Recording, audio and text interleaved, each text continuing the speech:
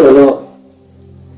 మన ప్రభువుడు రక్షకుడైన యేసుక్రీస్తు నామములో మీ అందరికీ కూడా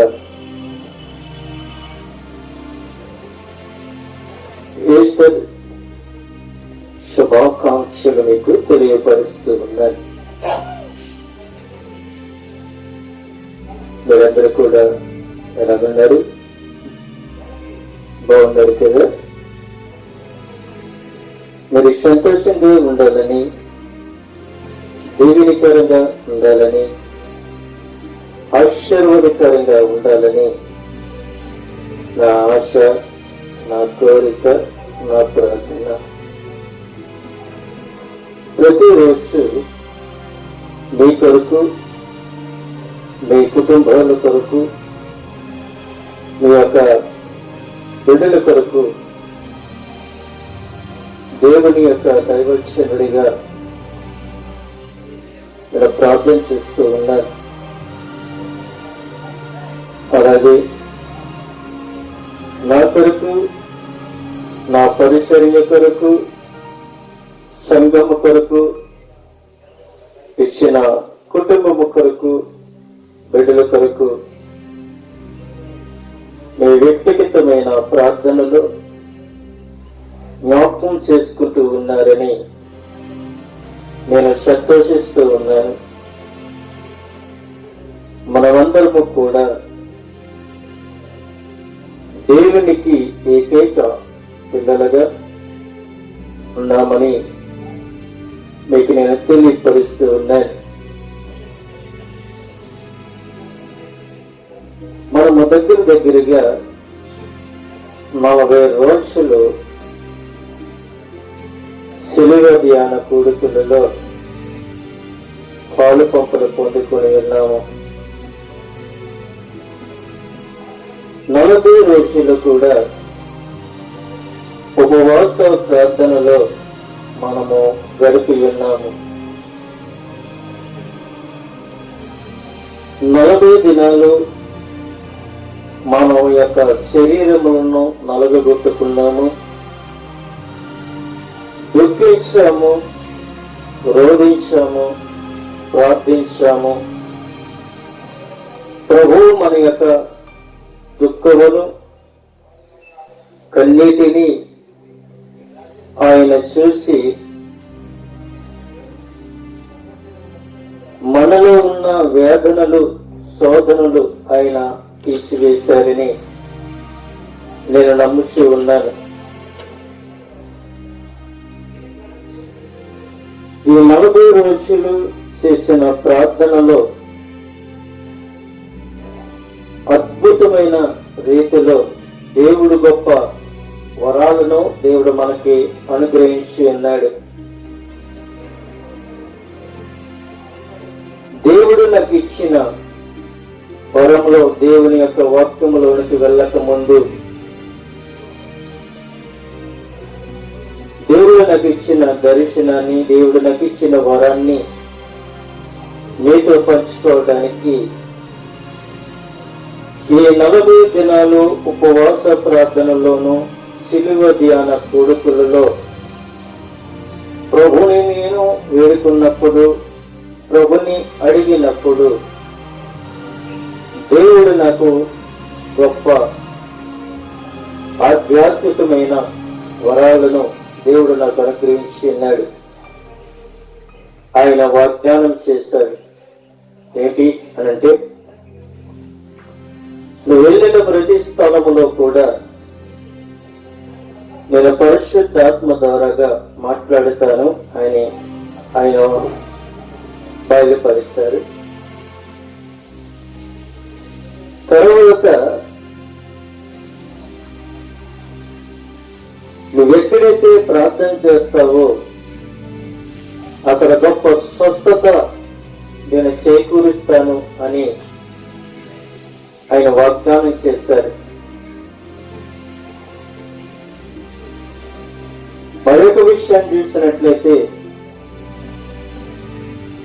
పరిశుద్ధాత్మ దేవుడిని ఎత్తుపట్టుకొని ప్రార్థన చేసినప్పుడు దురాత్మ శక్తుల గోడలు కాలిపోతావి, ఆ అధికారాన్ని నీకు ఇచ్చాను అని పరిశుద్ధాత్మ దేవుడు ఒక వరాన్ని దేవుడు నాకు అనుగ్రహించి ఉన్నాడు. అందుకు దేవునికి మహిమ కలుగును గాక. ఇది నా శక్తితో కాదు, నా బలముతో కాదు, నా తెలివితేటలతో కాదు, ఇది నేను సంపాదించుకున్నది. ప్రభు సన్నిధిలో 40 దినాలు కనిపెట్టినప్పుడు,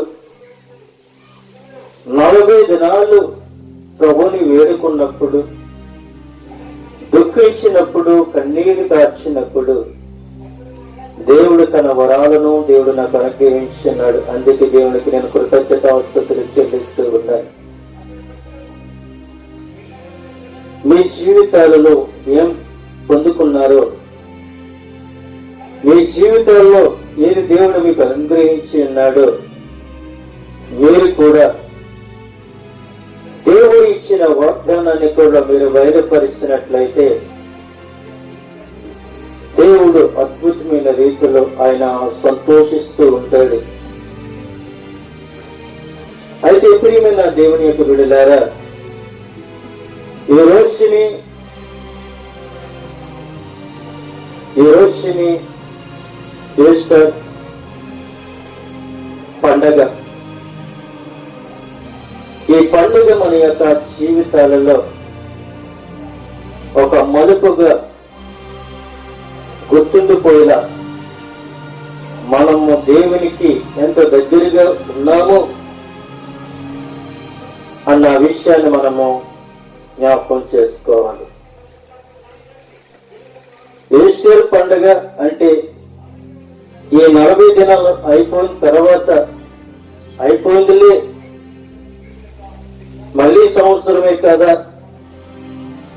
గుడ్ ఫ్రైడే ఈస్టర్ వస్తుంది అని వరకుంటున్నావేమో. ప్రతి సంవత్సరం వస్తుంది, కానీ ఎవరు ఎక్కడ ఉంటారో అది దేవునికి మాత్రమే తెలియను, అది దేవునికి మాత్రమే తెలియబడి ఉన్నది.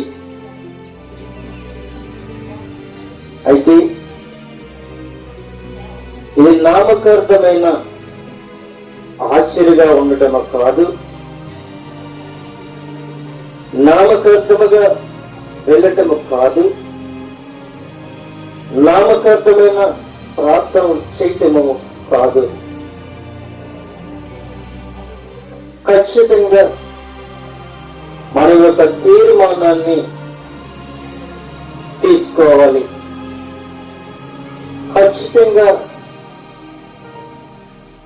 ప్రతి ఒక్క విశ్రాంతి దినములోను, ప్రతి ఒక్క పునరుత్థాన దినములోను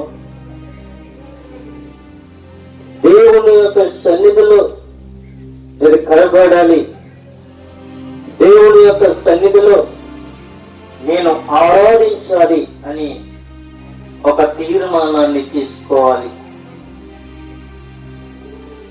అంతేగాని అందరూ ఆచరిస్తున్నారులే, అందరూ వెళ్తున్నారులే, అందరూ నవ్వుతున్నారులే, అందరూ దుఃఖింటున్నారులే, వాళ్ళతో నేను కూడా ఒకడనే అని నామకార్థంగా చేయటం కాదు. గాని ప్రభువుకు ఇష్టమైన కుమారుడిగా, కుమార్తెగా నువ్వు జీవించినట్లయితే ఆయన బ్రతుకు దినములన్నీ కూడా ఆయన నీకు ముందుగా ఆయన నడుస్తాడని నేను మీకు తెలియపరుస్తూ ఉన్నాను. అయితే మనమందరము కూడా దేవుని యొక్క సన్నిధికి పరిగెత్తాలి. దేవుని యొక్క సన్నిధికి పరుగులు తీయాలి. జక్కయ్యని మనం చూసినట్లయితే జక్కయ్య పరిగెత్తాడు. ఎవరిని చూసి పరిగెత్తారు అంటే యేసు క్రీస్తును చూడాలి అని ఆయన పరిగెత్తాడు. ఆయన పొట్టువాడు గనుక మేడి చెట్టెక్కి ఆయనను చూశాడు. మొదటిగా ఆయన పరిగెత్తాడు, రెండవగా ఆయనను చూశాడు. అలాగే మరి ఒక ఇద్దరు శిష్యులు పరిగెత్తినట్లుగా మనం చూస్తూ ఉన్నాం. యేసుక్రీస్తు ప్రభువు వారు శిలువ వేయబడి ఆయన సమాధి చేయబడిన తర్వాత తెల్లవారిన తర్వాత ఆదివారం నాడు ఆ ఇద్దరు శిష్యులు కూడా సమాధి యొద్దకు పరిగెత్తినట్లుగా మనం చూస్తాం. జక్కయ్య నజరేయుడైన యేసుక్రీస్తును చూడాలి అని ఆయన పరిగెత్తాడు. ఈ ఇద్దరు శిష్యులు యేసుక్రీస్తు సమాధిలో ఉన్నారో లేదో తెలుసుకొనుటకు చూచుటకు వారిద్దరూ కూడా పరిగెత్తారు.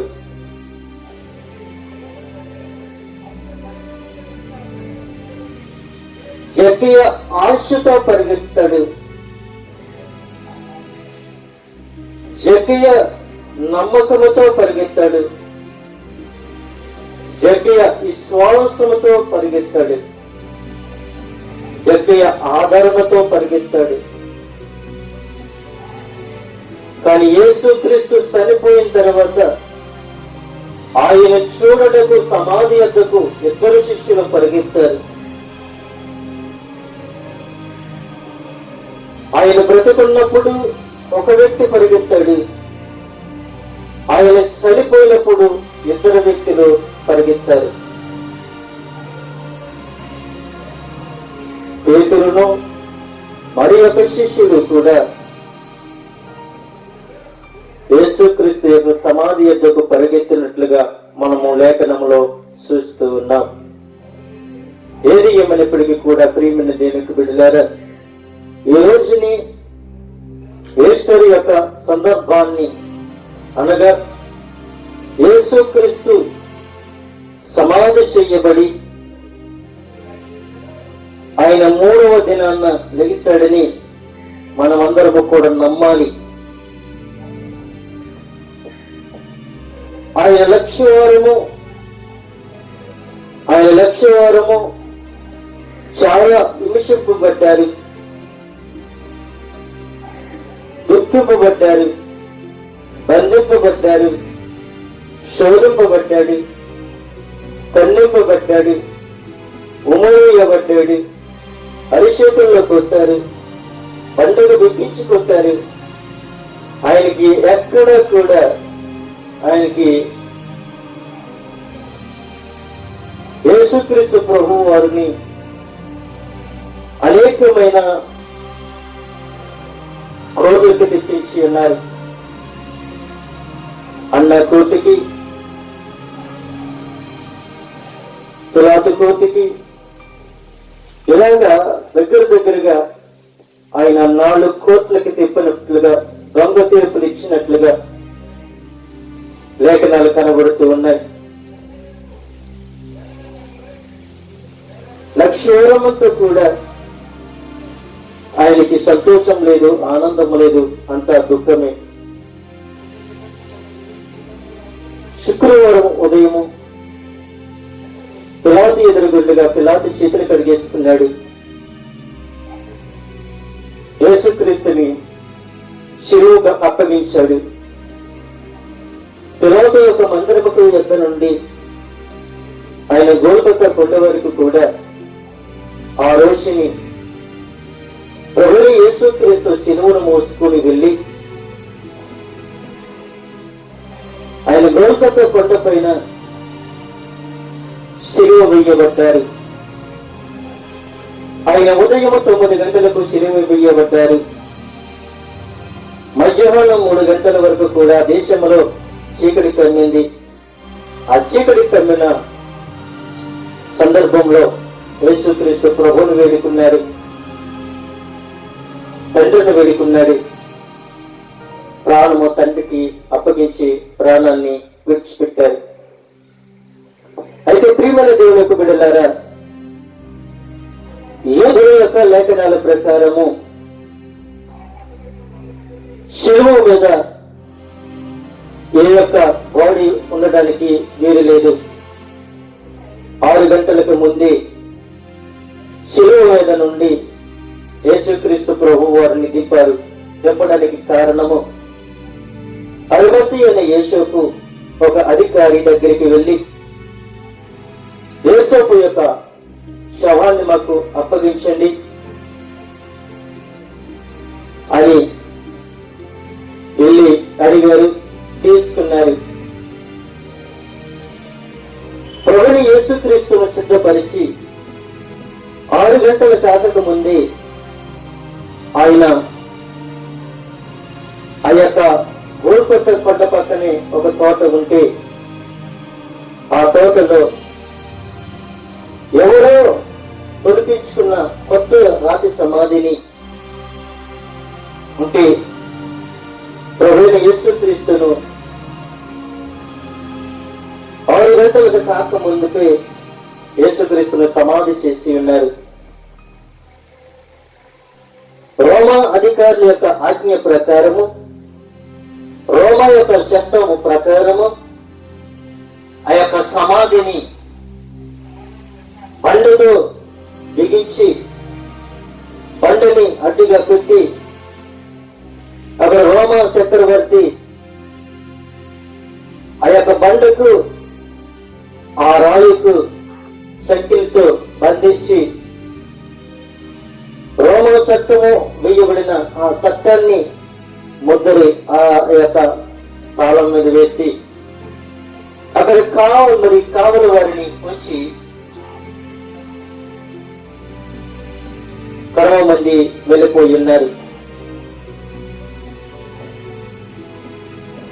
అక్కడ ఆ యొక్క సమాధి యొక్క కావలి వారు ఉన్నారు.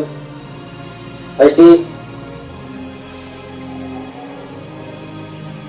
ఆయన విశ్రాంతి దినములో ఉన్నారు.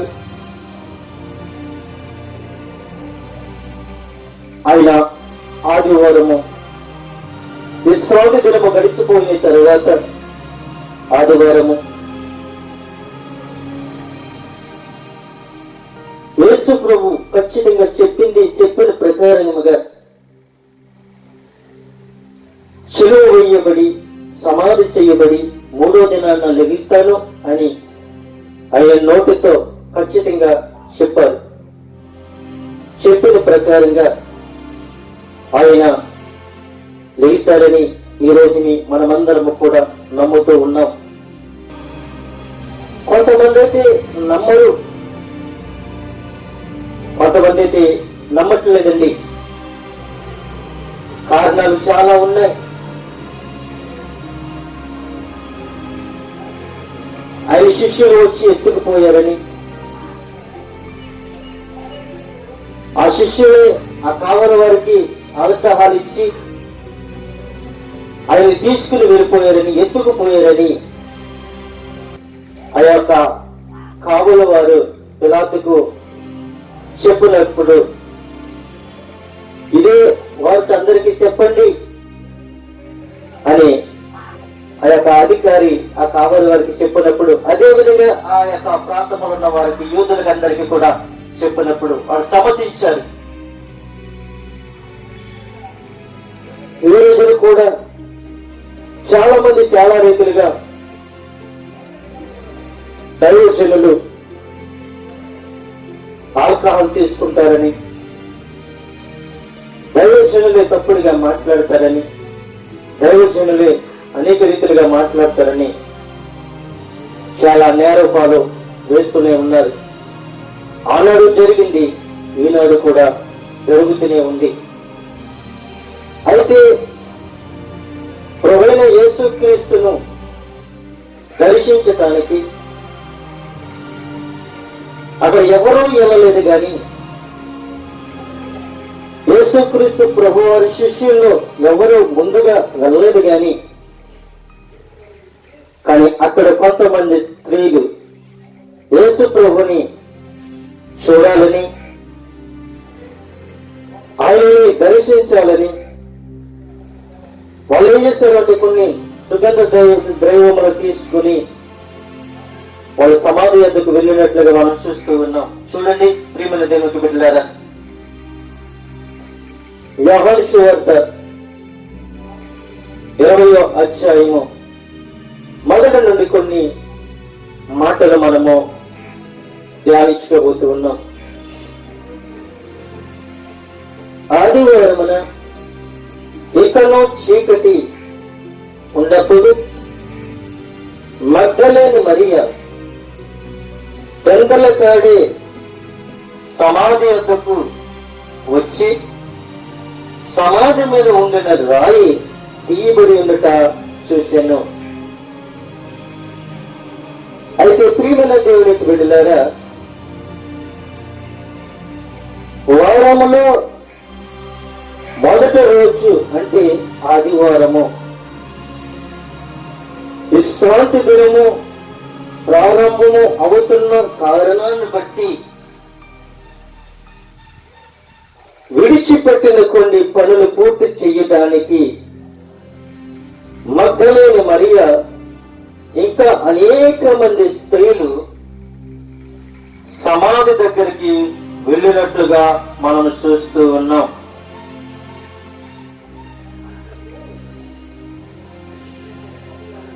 ఈ మగ్దలేని మరియ యోహాను సువార్తలో మాత్రమే యోహాను యొక్క మాటలు రచయితలో మగ్దలేని మరియ పెందలకాడే సమాధి వద్దకు వెళ్ళినట్లుగా మనం చూస్తూ ఉన్నాం. సమాధి వద్దకు వెళ్ళిన తరువాత సమాధి మీద ఉన్న రాయి తీయబడి ఉన్నది. ఎప్పుడైతే ఆ సమాధి మీద ఉన్న రాయి తీయబడి ఉన్నదో ఆమె పరిగెత్తుకొని పోయి, అంటే ఆమె ఏం చేసింది? పరిగెత్తింది. ఎవరో లేకుండా గాని ఆమె పెందలకాడి లేచింది. పెందలకాడి వెళ్ళి యేసు యొక్క సమాధిని చూసింది. సమాధిని చూడగానే సమాధి మీద ఉన్న రాయి పొల్లింపబడి ఉన్నది. ఎప్పుడైతే పొల్లింపబడి ఉన్నదో ఆ యొక్క మగ్దలేని మరియ పరిగెత్తుకొని ఏం చేసిందంటే పరిగెత్తింది.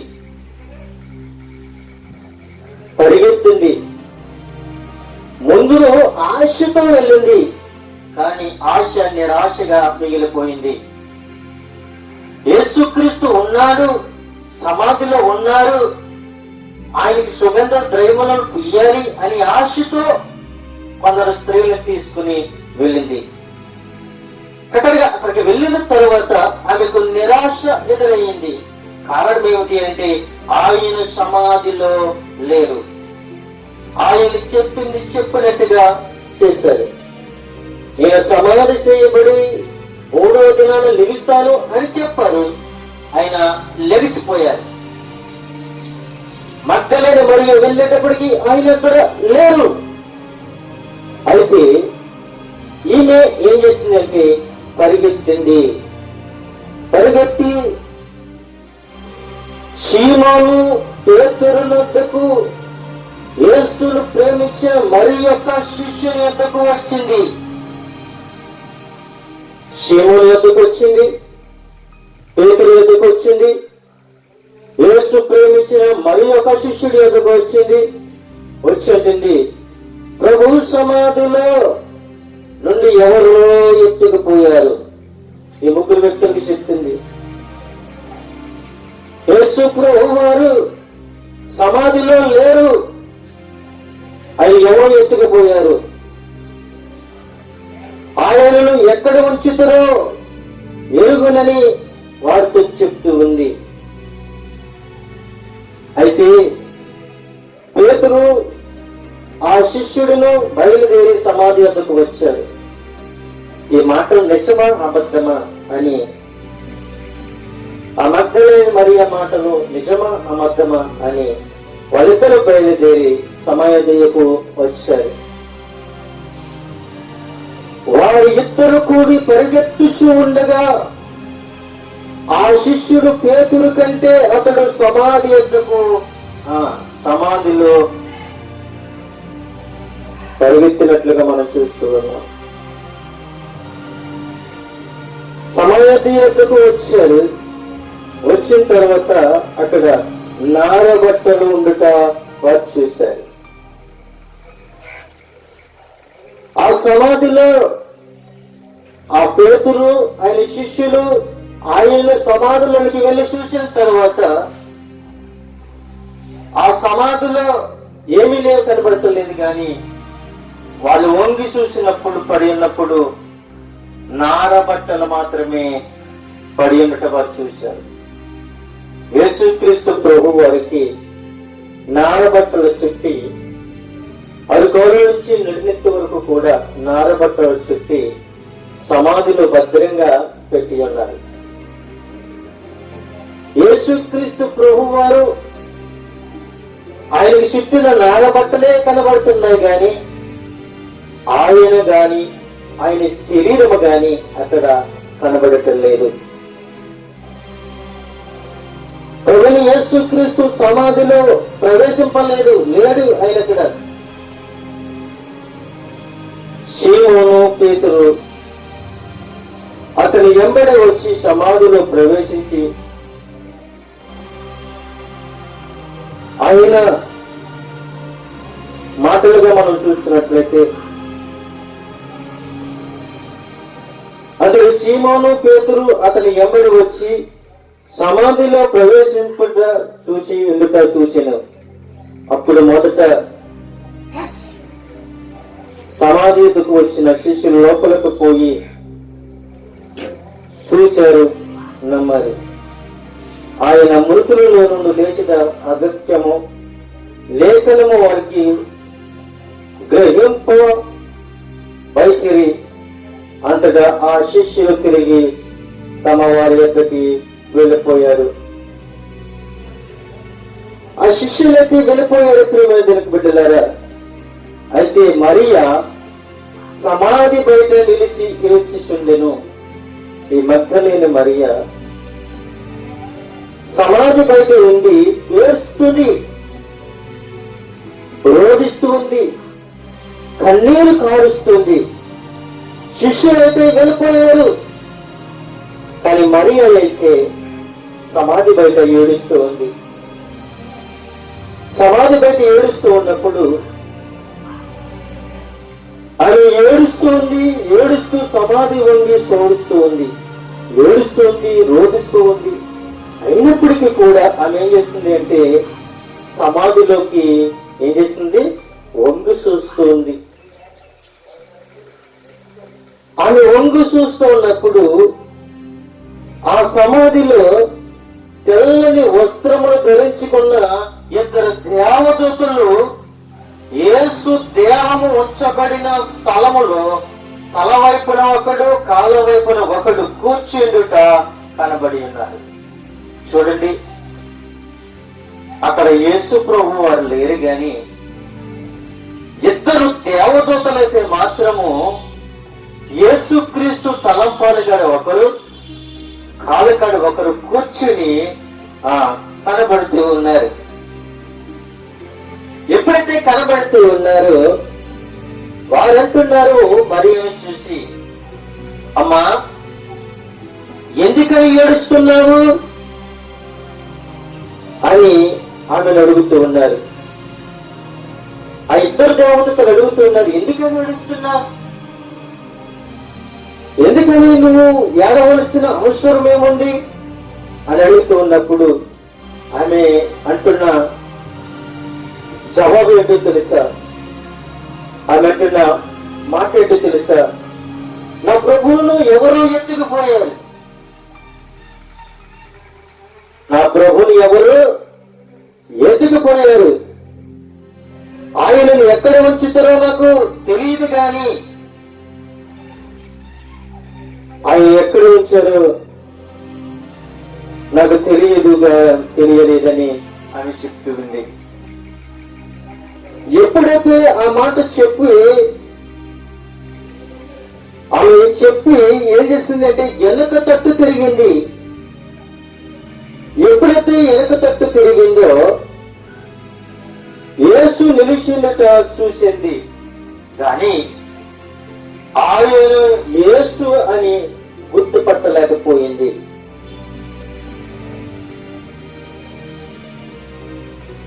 ఆయన వెనక తట్టు ఉన్నారు అని ఆయనను గుర్తుపెట్టలేకపోయింది. ఎప్పుడైతే గుర్తుపట్టలేదో ప్రభువు యేసుక్రీస్తు అంటూ ఉన్నారు, అమ్మా ఎందుకని ఏడుస్తున్నావు, ఎవరిని వెతుకుతున్నావు నువ్వు అని ఆమె అడుగుతూ ఉన్నారు. ఆమె అనుకుంటుంది, ఆమె ఆయన ఒక తోటమాలి అనుకుంటుంది, ఆయన ఒక తోటని కాపలా కాసేవాడు అనుకుంటుంది,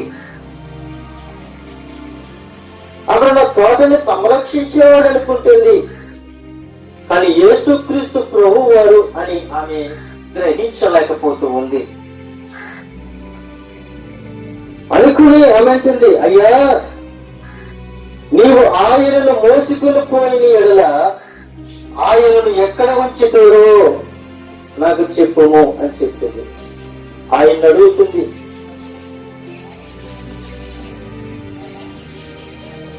ఆయన అడుగుతుంది, ఆయన ఎక్కడ ఉంచారో నాతో చెప్పండి అని చెప్తూ ఉంది. చెప్పి అంటుంది ఆమె, ఆ మగ్ధలేని మరి అంటుంది, నేను ఆయనను ఎత్తుకొని పోదినని చెప్తూ ఉంది. ఆయన చాడ నాకు తెలిస్తే, ఆయన యొక్క శవము నాకు తెలిస్తే, ఆయన ఎక్కడ దాచారో నాకు చెప్తే నేను ఎత్తుకుని వెళ్ళిపోతాను. చూడండి ఎంత ఆశతో ఉంది. ఆ మగ్ధలేని మరియ 7 దెయ్యములను వెళ్ళగొట్టిన యేసుక్రీస్తు ప్రభు వారిని ఆశతో ఆయన ఆరాధిస్తుంది.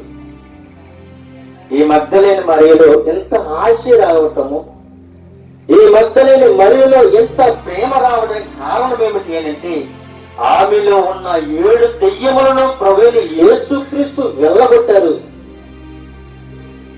ఆ 7 దెయ్యములతో ఆమె కృషించిపోతూ ఉన్నది. కానీ 7 దెయ్యములు ఎప్పుడైతే వెళ్ళగొట్టారో అప్పటి నుండి కూడా యేసుక్రీస్తును వెంబడించడము మొదలు పెట్టింది. యేసే రక్షకుడని నమ్మింది, యేసే విమోచకుడని నమ్మింది, విశ్వసించింది, వెంబడించింది, ప్రేమించింది. ఆయన ఎక్కడ ఉంచారో నాతో చెప్పండి, నేను ఎత్తుకుని వెళ్ళిపోతాను అని చెప్తుంది.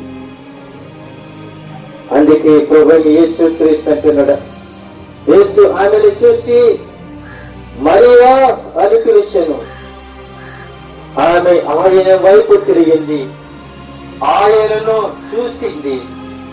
హెబ్రీ భాషలో రబ్బీ అని పిలిచింది. ఆ మాటకు బోధకుడని అర్థము. యేసు ఆ స్త్రీతో అంటున్నాడు, ఆ మగ్ధలేని మరియతో అంటున్నాడు, నేను ఇకను తండ్రి యొద్దకు ఎక్కిపోలేదు కనుక నన్ను ముట్టుకొనవద్దు. అయితే నా సహోదరుల యొద్దకు వెళ్ళి నా తండ్రియు మీ తండ్రియు, నా దేవుడు మీ దేవుడైన వాని యొద్దకు ఎక్కిపోతున్నారని వారితో చెప్పమనెను. అయితే ప్రభువైన యేసుక్రీస్తు ఈ మాటలు ఈ మగ్ధలేని మరియతో ఎప్పుడైతే చెప్పాడో, మగ్ధలేని మరియ వచ్చి నేను ప్రభుని చూసితిని, ఎంత ఆనందముతో మాట్లాడుతుంది. నేను ప్రభుని చూసితిని, ఆయన నాతో మాట్లాడినని ఆ శిష్యులతో చెప్తూ ఉంది.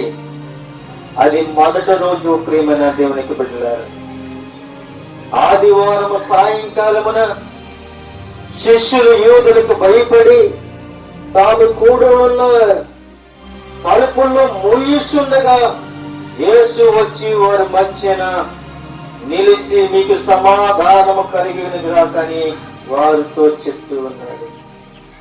ఆదివారం సాయంకాలం అండి, అక్కడ ఉన్న యూదులందరికీ భయపడి ఆ శిష్యులు ఏం చేశారంటే వాళ్ళు తలుపులు మోసుకొని వాళ్ళు భయపడిపోతూ ఉన్నారు. ఎప్పుడైతే భయపడిపోతూ ఉన్నారు, ప్రభువైన యేసుక్రీస్తు ఆ తలుపులు మూసి ఉన్నవి, తలుపులు తెరిచి మాత్రము లేవు. వాళ్ళ దగ్గరికి వచ్చి ప్రభువైన యేసుక్రీస్తు అంటున్నాడు, మీకు సమాధానము కలుగును గాక అని చెప్తూ ఉన్నాడు. సమాధానము చెప్పును గాక అని చెప్పినప్పుడు ఆయన ఇలాగ చెప్పి వారితో చెప్తూ ఉన్నప్పుడు వారు తన చేతులను పక్కను చూపింపగా శిష్యులు ప్రభువును చూసి సంతోషించదు. ఆయన గాయాలు చూపించారండి, ఆయన చేతుల్లో గాయాలు చూపించారు, ఆయన భర్తలో పొడిచిన బల్లింబ మూడులే శిష్యులకు చూపించారు. చూపిస్తేనే కానీ అక్కడ వారికి అర్థం కాలేదనుకుంటా. ఎప్పుడైతే ఆయన పక్కలో పొడిచిన బల్లింబ మూడు చూపించినప్పుడు, చేతుల్లో మేకలు కొట్టిన ఆ గాయాన్ని చూపించినప్పుడు వాళ్ళు సంతోషించారు. అయితే అప్పుడు యేసు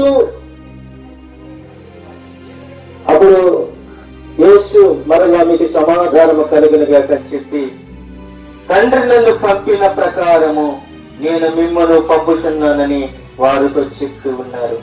చెప్పి ఆయన ఈ మాటలు చెప్పి వారి మీద ఊదారు. ఏమిటి ఊదారు అనంటే, పరిశుద్ధాత్మను పొందుడి. ప్రభువైన యేసుక్రీస్తు ప్రభువారు వారి మీద పరిశుద్ధాత్మను ఊదారు. కారణం ఏమిటి అంటే ఆయన పంపుతూ ఉన్నాడు గనక, ఆయన సమాజంలోనికి పంపుతూ ఉన్నారు గనక పరిశుద్ధాత్మ మీద పొందుకోండి అని చెప్తూ ఉన్నారు. మీరు ఎవరిని పాపములు క్షమింతురో అవి వారికి క్షమింపబడును, ఎవరి పాపములు మీరు నిలిచియుండు యుక్తులను అని ముందురు అవి నిలిచియుండునని చెప్తూ ఉన్నారు.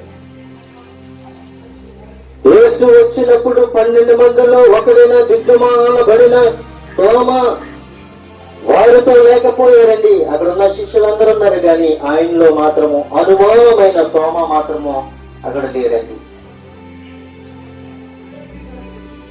తోమ లేడు.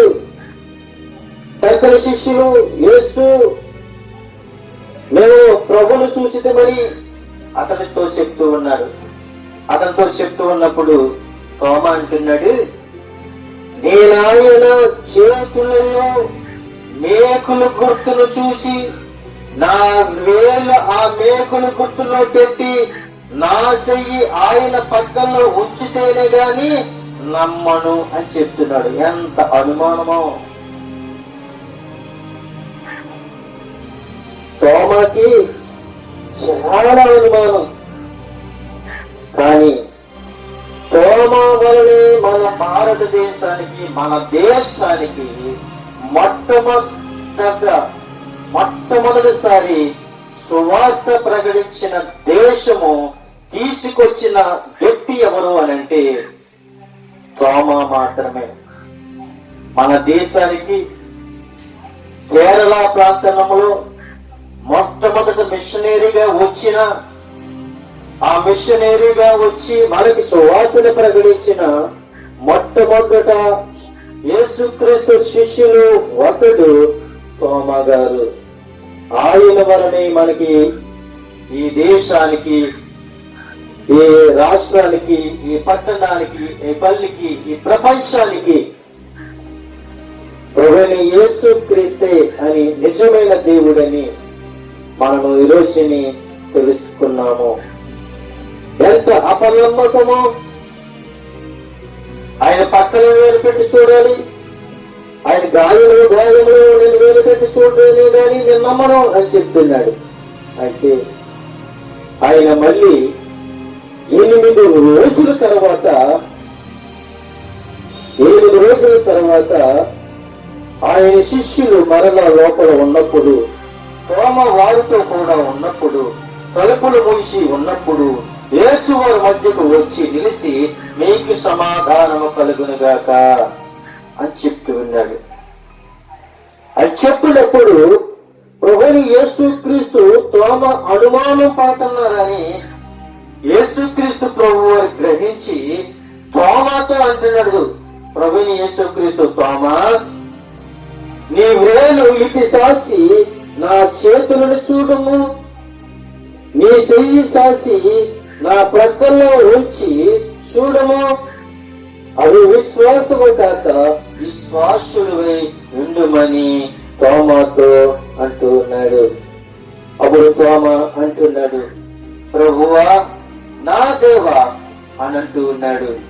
యేసు, నీవు నన్ను చూసి నమ్మితివి, చూడక నమ్మిన వారు ధన్యులు అని చెప్తూ ఉన్నాడు. నువ్వు చూసే నమ్మావు, కానీ చూడక నమ్మిన వారు అనేక మందులు ధన్యులై ఉన్నారు అని చెప్తూ ఉన్నాడు. ఎక్కడైతే మగ్దలేని మరి యొక్క మరియలను మనం చూస్తూ ఉన్నాం. అయితే మరి యొక్క మాట మనం చూసినట్లయితే ఇక్కడ ఒక విషయాన్ని మనం జ్ఞాపకం చేసుకోవాలి. మనం యోహాను సువార్తలో ఆ మాటలు మనం చూస్తాము. కానీ ఇక్కడ చూసేటప్పటికీ మరి లూకా గారు మాట్లాడి ఉన్నారో మరి కొన్ని విషయాలు మనము జ్ఞాపకం చేసుకున్నాం. ఆదివారము తెల్లవారుచుండగా ఆ స్త్రీలు తాము సిద్ధపరిచిన సుగంధ ద్రవ్యమును తీసుకుని సమాధి వద్దకు వచ్చి సమాధి మీద ఉండిన రాయి దొర్లిపబడితే చూసి లోపలికి వెళ్ళేది గాని ప్రభువైన యేసు దేహం వారికి కనబడలేదు. ఇందును గూర్చి వారికి ఏమీ తోచక ఉండగా మరి ప్రకాశమైన వస్త్రము ధరించిన 2 మనుషులు వారి యొద్ద నిలవబడిరి. వారు ఏం చేస్తారు అంటే భయపడిరి. ముఖములను నేల మీద మోపి ఉండగా, మీరు సజీవుడైన వాటిని మీరెందుకు మృతులను వెతుకుతున్నారు? ఆయన ఇక్కడ లేరు, ఆయన లేచి ఉన్నాడు అని అక్కడ ఉన్న మరి దేవుని యొక్క దేవదూతులు చెప్పినట్లుగా చూస్తున్నాం. ఆయన లేడు, ఆయన ఇక్కడ లేడు, ఆయన సమాధిలో లేడు, ఆయన లేచి ఉన్నాడు అని చెప్పినప్పుడు, ఆయన ఇక గలయిలో ఉండనప్పుడు ఆ దినమందు లేవవలసి ఉన్నదని ఆయన మీతో చెప్పిన మాట జ్ఞాపకం చేసుకోనని వారితో అనేది. 11 శిష్యులు తక్కిన వారందరూ తెలియజేసి ఈ సంగతులు అపోస్తులలో చెప్పిన వారు ఎవరనగా, ఈ అపోస్తులకి మరి తెలిపిన వారు ఎవరనగా మగ్దలేని మరియు మగ్దలేని మరియు యోహన్నయు యాకోబు తల్లి అయిన మరియు వారితో కూడా ఇతర స్త్రీలు కనబడి చెప్పినట్లుగా చూస్తున్నాం. అక్కడైతే మగ్దలేని మరి యోహాను అయితే మగ్దలేని మరియు ఇతర స్త్రీలను చూసాం. కానీ ఇక్కడైతే ఖచ్చితంగా 3 పేర్లు మనకు కనబడుతున్నాయి. మగ్దలేని మరియు యోహాన్నయు యాకోబు తల్లి అయిన మరియు వారితో ఉన్న ఇతర స్త్రీలు కూడా ఉన్నట్లుగా మనం చూస్తూ ఉన్నాం. అయితే వారి మాటలు విని దృష్టికి వెళ్లి మాటలుగా కనబడిన కనుక వీరు వారి మాటలు నమ్మలేదు. అయితే పేతురు లేచి సమాధి ఎద్దకు పరిగెత్తుకుని పోయి వంగి చూడగా నార బట్టలు మాత్రమే విడిగా కనబడెను. అతడు వంగి దానిని గూర్చి ఆశ్చర్యపడుచు ఇంటికి వెళ్ళిపోయాడు. అయితే ప్రియమైన ఇదిగో 10 మంది వారు లేరు. యెరూషలేమునకు ఆమడు దూరమున ఎమ్మాయి అను ఒక గ్రామమునకు వెళ్ళిస్తూ ఉండగా జరిగిన సంగతులను గూర్చి ఒకరితో సంభాషించుకుని ఉండగా వారు సంభాషించుచు ఆలోచించి ఉండగా యేసు తానే దగ్గరికి వచ్చి వారితో కూడా నడుస్తారు. వారు మాట్లాడుతూ ఉన్నారు. ఎమ్మాయి అనే మార్గమునకు వెళుతూ ఉండగా జరిగిన సంగతులు ఒకరితో ఒకరు సంభాషించుకుని ఉండగా ఈ సంభాషించి ఆలోచించి ఉండగా ప్రభుని యేసుక్రీస్తు తానే వారి దగ్గరకు వచ్చి వారితో కూడా నడుస్తూ ఉన్నారు. అయితే వారు ఆయన గుర్తుపట్టలేకుండగా వారి కన్నులకు మరి మూయబడి ఉన్నది. ఆయన మీరు నడుచుచు ఒకరితో ఒకరు చెప్పుకొనిచుండగా ఈ మాటలే లేమని ఆయన అడగగా వారు దుఃఖ ముఖులై నిలిచి వారిలో క్లెమోప అనేవాడు యెరూషలేములో బస చేయుచుండిరి. ఆ దినములో అక్కడ జరిగిన సంగతులను నేనొకడిని ఎరుగువా అని ఆయనను అడిగాను. ఆయన అవి ఏమని వారిని అడిగినప్పుడు వారు నజరేయుడైన యేసును గూర్చి సంగతులే, ఆయన దేవుని ఎదుట ప్రజల ఎదుటను క్రీడల్లోనూ వాక్యములను శక్తి గల ప్రవక్త ఉన్నాడని వారు చెప్తూ ఉన్నారు. అయితే ప్రియమైన దేవునికి పెట్టారు. మరొక విషయాలు మనం జ్ఞాపకం చేసుకున్నట్లయితే మార్కు సువార్తలోకి మనం వెళ్తాం. మార్కు సువార్త కూడా అక్కడ ఏం బయలుపరిచాడు మనము ఒక విషయాన్ని మనం జ్ఞాపకం చేసుకుందాం. ఎక్కడైతే యోహాను సువార్తలో మగ్దలేని మరియ వేరొక స్త్రీలు, లోక సువార్తలో మగ్దలేని మరియ, యోహాన్యు, యాకోబు తల్లియు మరియు ఇతర స్త్రీలు మనం చూసాం. ఇక్కడ మనం చూసినట్లయితే మార్కు సువార్తలో కూడా ఎవరు కనబడుతున్నారో మరి యొక్క మాట చూద్దాం. విశ్రాంతి దినము గడిచిపోగానే మగ్దలేని మరియయు, యాకోబు తల్లి అయిన మరియయు, సొలొమోనుయు వచ్చి ఆయనను పూజింపవలెనని సుగంధ ద్రవ్యములను కొనిరి.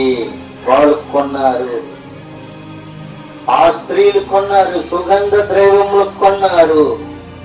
కొని ఏం చేస్తారు అంటే వారు ఆదివారము పెందల కాడలేసి బయలుదేరి సూర్యోదయమైనప్పుడు సమాధి వద్దకు వచ్చి చూడగా, చూడండి ప్రేమ ఎందుకు పెట్టారా, సూర్యోదయమైనప్పుడు సమాధి వద్దకు వచ్చుచుండగా సమాధి ద్వారము మన కొరకు ఆ రాయి ఎవడనూ పొర్లించునని ఒకరితో ఒకరు చెప్పుకొనిచున్నారు. ఈ మగ్దలేని మరియా వేరొక స్త్రీలు సుగంధ ద్రవ్యములు కొనుక్కొని సూర్యోదయమైనప్పుడు సమాధి వద్దకు వెళ్ళి చూస్తూ ఉన్నారు. అది ఎప్పుడు లేచారంటే సూర్యోదయం తెల్లవారికి మునిపే ఆ ద్రవ్యములు తీసుకుని సమాధి వద్దకు వెళ్ళారు. చూడని రోజుల్ని మనం చూసినట్లయితే యేసుక్రీస్తు ప్రభువు వారిని పూజించాలని, ఆ సుగంధ ద్రవ్యములతో కుయ్యాలని కొనుక్కిని పట్టుకుని వెళ్ళారు. ఉదాహరణగా మనము ఏ పట్టుకుని వెళ్తాము ఈ లోకంలో అని అంటే, ఈ లోకంలో ఈ స్త్రీ అయినా ఏ పురుషుడైనా చనిపోయినప్పుడు పట్టుకుని వెళ్తారండి. ఉదాహరణగా మీకు కోపం రావచ్చు, రాకపోవచ్చు కూడా, ఇది జరిగిన సంఘటనలే. కానీ బైబిల్ ప్రకారంగా చూస్తే ఈ యొక్క స్త్రీలు సూర్యోదయమైనప్పుడే తెల్లవారక మునిపే సుగంధ ద్రవ్యములు కొనుక్కుని సమాధి వద్దకు వెళ్ళారు. కానీ ఉదాహరణగా మనం చూస్తే ఏ స్త్రీ అయినా ఏ పురుషుడైనా చనిపోయినప్పుడు ఎప్పుడు వెళ్తారండి? మిట్ట మధ్యాహ్నం 12 గంటలకి లేక ఏ 11 గంటలకు వెళ్తారు. ఇది అలాంటారు, అబ్బే టైం అయిపోయింది, 12 అయిపోయింది, 12 గంటలకు మనం సమాధిలో ఏ కార్యక్రమం చేయకూడదు, త్వరగా తమల్చండి అని తొందర పెడుతూ ఉంటారు. అది కరెక్టే, అది మానవుల యొక్క సహజము కనుక మనం ఒకటి ఆలోచించాలి. ఈ సమాధి వద్దకు వెళ్ళేటప్పుడు ఏం పట్టుకుని వెళ్తున్నామో అన్నది మనము జ్ఞాపకం చేసుకోవాలి. ఏం పట్టుకుని వెళ్తున్నాము అనంటే, అది త్రోగబోతయ్యి ఉంటే ఒక కాయ కొనుక్కుని అది చుట్ట కాల్చేవాడైతే ఒక చుట్ట పట్టుకొని, లేక అడికి ఏదైనా పలవా ఇష్టమో, అది మాంసం ఇష్టమో ఏదైనా అయితే అది పట్టుకుని, కొన్ని పలహారాలు పట్టుకొని, కొన్ని దండాలు పట్టుకొని వెళ్ళి అక్కడ ఆ కార్యక్రమం చక్కబెట్టి ఆ మందుకాయ, ఆ చుట్ట, ఆ భోజనము ఇవన్నీ అక్కడ పెట్టి వీళ్ళందరూ చూస్తూ ఉంటారు. చూసి అలాంటూ ఉంటారు, మా తాత వస్తాడు, మా నాన్న వస్తాడు, మా అమ్మ వస్తుంది అని ఎదురు చూస్తారు. క్రమసాలుగా ఏ కాకో, ఏ బొంత కాకో, ఏ కేసు కాకో వచ్చి ఆ పెట్టిన ఆహారాన్ని గాని, ఆ పెట్టిన ఆ యొక్క స్వీట్ని గాని పురుషుకుని తిన్నప్పుడు వీడంటాడు, మా నాన్న కాకి రూపంలో వచ్చాడు, మా అమ్మ కాకి రూపంలో వచ్చింది, మా తాత కాకి రూపంలో వచ్చాడు. ప్రియమైన దేవునికి బిడ్డలారా, చనిపోయిన వాడు కాకి రూపంలో రాడు, ఓ కోతి రూపంలో రాడు, ఓ కుక్క రూపంలో కూడా రాడు. చనిపోయిన వ్యక్తి ఏ రూపంలోనూ కూడా రాడు.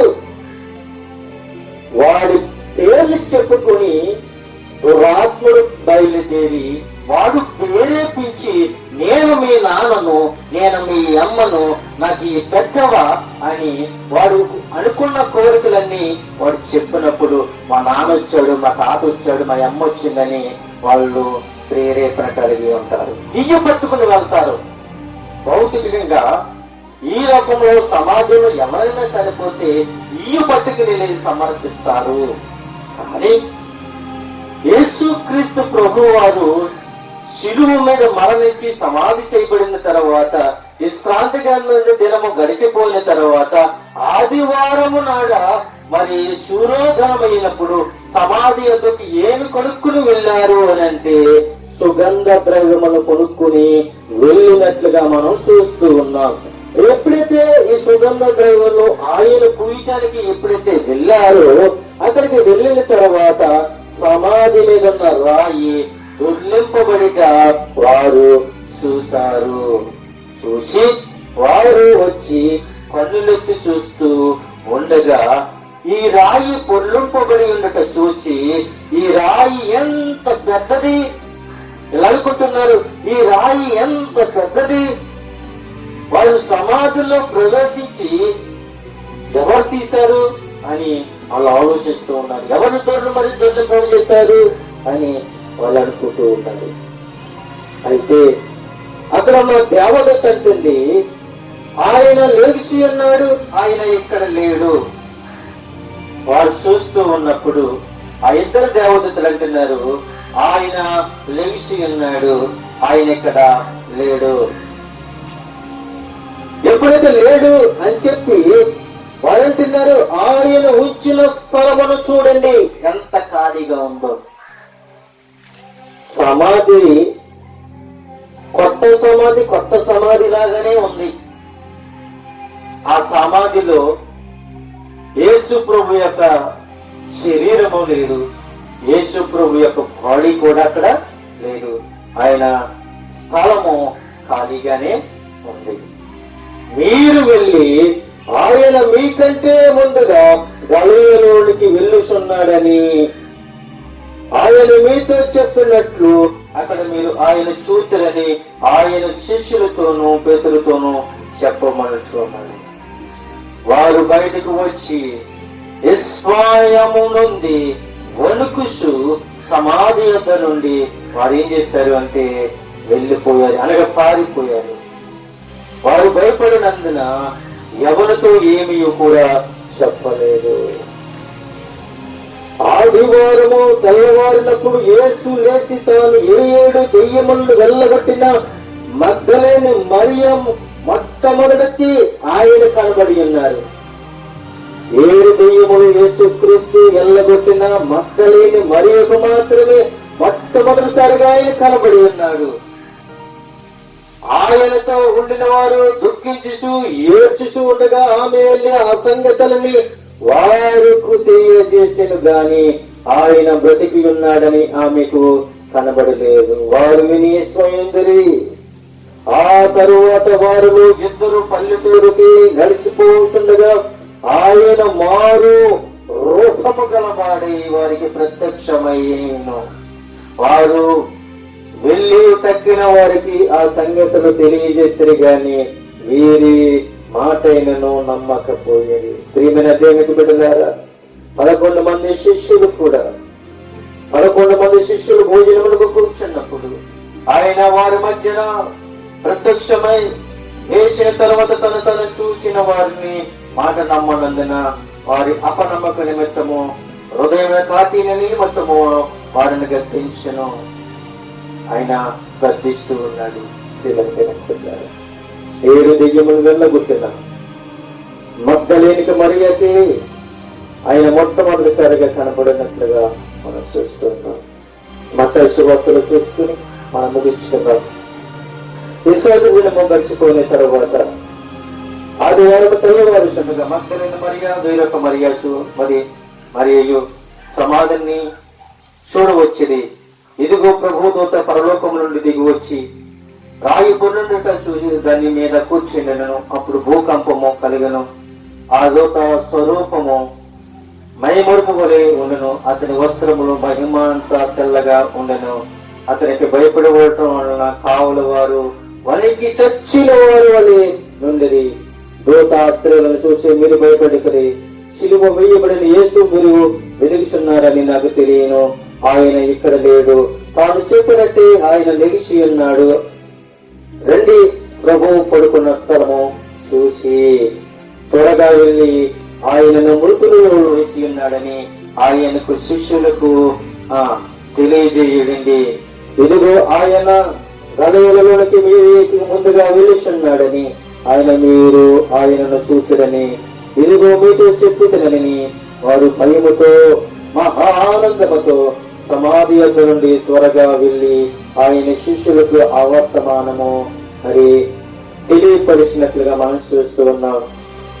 యేసు వారిని ఎదుర్కొని మీకు శుభం అని చెప్పి వారు ఆయన యొద్దకు వచ్చి ఆయన పాదములను పట్టుకొని ఆయనను మొక్కుగా, యేసు భయపడుకురి, మీరు వెళ్ళి నా సహోదరులను గలిలయకు వెళ్ళవలెనని వారు అక్కడ నన్ను చూతురని వారితో తెలియచెప్పమనను. వారు వెళ్ళుచూ ఉండగా కావుల వారిలో కొందరు ఆ పట్టణంలోనికి వచ్చి జరిగిన సంగతులన్నీ ప్రధాన యాజకులతో చెప్పింది. కాబట్టి వారు పెద్దలతో కూడి వచ్చి ఆయన ఆలోచన చేసి ఆ సైనికులకు చాలా ద్రైవములను ఇచ్చి మేము నిద్రపోషుడుగా అతని శిష్యులు రాత్రి వేళ వచ్చి అతనిని పోయారని మీరు చెప్పండి. చూడండి ఎంత దౌర్భాగ్యమైన స్థితి. అక్కడ చాలా మందికి తెలియపరిచినప్పుడు అక్కడ కొంతమంది వచ్చి అంటున్నారు, ఆ కావుల కాసే వారికి ద్రవ్యాన్ని ఇచ్చి, ఆల్కహాల్ ఇచ్చి, మందు ఇచ్చి మేము నిద్రించున్నాము, మేము నిద్రపోతూ ఉన్న సమయంలో ఆయన శిష్యులు రాత్రి వేళ వచ్చి ఆయన ఎత్తుకుపోరని చెప్పండి అని దొంగ అబద్ధాన్ని ప్రకటిస్తూ ఉన్నారు. ఇది అధిపతి చెవులు పడిన ఎడల మేము అతనిని సమ్మతింపబరిచి మేమేమి తొందరగా కలగకుండా చేతుమని చెప్పిరి. అప్పుడు వారు ఆ ద్రవ్యమును తీసుకుని తమ బోధించబడిన ప్రకారము చేసిరి. ఈ మాట యూదులలో వ్యాపించి నేటి వరకు కూడా మరి ప్రసిద్ధమై ఉన్నదని అక్కడ కనబడుతున్నది. అక్కడ యేసుక్రీస్తు శిష్యులే యేసు ప్రభుని ఎత్తిపోయారని ఈ కావల వారు మందుకి అమ్ముడైపోయి అబద్ధ సాక్ష్యం చెప్పారు. అప్పటి నుంచి ఇప్పటి వరకు కూడా యేసుక్రీస్తు ప్రభు వారు సమాధిలో నుండి లెగలేదు అని వారు నమ్మరండి.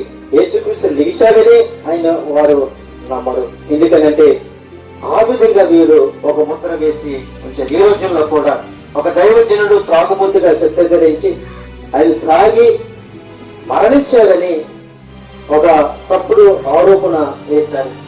ఈ రోజుల్లో అదే జరిగింది, ఆ రోజుల్లో కూడా అదే జరిగింది. యేసు ప్రభుని శిష్యులే ఎత్తుకుపోయారు. మాకు ఆల్కహాల్ ఇచ్చి రాత్రి వేళే మాకు రాత్రి కాలే మేము నిద్రపోతున్న సమయంలో యేసుక్రీస్తుని ఎత్తుకుపోయారు అని వారు, ఆయన ఇక్కడ లేకపోవడానికి కారణం ఏంటంటే శిష్యులే తీసుకుని వెళ్ళిపోయారు అని వాళ్ళు మందుకి అమ్ముడైపోయారు. ఈ రోజుల్లో జరిగింది, ఆ రోజుల్లో కూడా జరిగింది. ప్రియమైన దేవునికి బిడ్డలారా, అయితే ఇది అధిపతి చెవినబడిన ఎడల మేము అతనిని సమ్మతింపు పరిస్థితి. అయితే మీకేమి కొందరు కలగకుండా చేస్తామని చెప్పి అప్పుడు వారు ఆ ద్రవ్యము తీసుకుని తమకు బోధించిన ప్రకారం చేసిరి. ఈ మాట యూదులలో వ్యాపించి నేటి వరకు కూడా ప్రసిద్ధి చెందినట్లుగా మనం చూస్తున్నాం. 11 మంది శిష్యులు యేసు తమకు నిర్ణయించిన గలిలయలోని కొండకు వెళ్ళిరి. వారు ఆయన చూసి ఆయనను మృక్కురి కానీ కొందరు సందేహించిరి.